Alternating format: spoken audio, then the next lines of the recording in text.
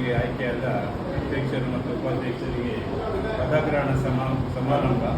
ಈ ಸಂದರ್ಭದಲ್ಲಿ ಹೊಸತಾಗಿ ಇವತ್ತು ಅಧಿಕಾರ ವಹಿಸಿಕೊಂಡ ನಮ್ಮ ಸ್ನೇಹಿತರಾದ ಶಿವಕುಮಾರ್, ಹಾಗೆ ಉಪಾಧ್ಯಕ್ಷರಾಗಿ ಅಧಿಕಾರ ಸ್ವೀಕಾರಗೊಂಡ ದೀಪಕ್ ಇವರಿಗೆ ನಮ್ಮ ಗ್ರಾಮಸ್ಥರ ಪರವಾಗಿ ಅಭಿನಂದನೆಗಳು. ಖಂಡಿತವಾಗಿ ನೀವು ಹಲವಾರು ವರ್ಷದಿಂದ ಸಾರ್ವಜನಿಕ ಜೀವನದಲ್ಲಿ ಇದ್ದೀರಿ. ಹಾಗಾಗಿ ಈಗಾಗಲೇ ನಿಮ್ಮ ಸಹೋದ್ಯೋಗಿಗಳು, ನಿಮ್ಮ ಪಂಚಾಯತ್ ಮೆಂಬರ್ ಅಧ್ಯಕ್ಷರೆಲ್ಲ ಇದ್ದಾರೆ.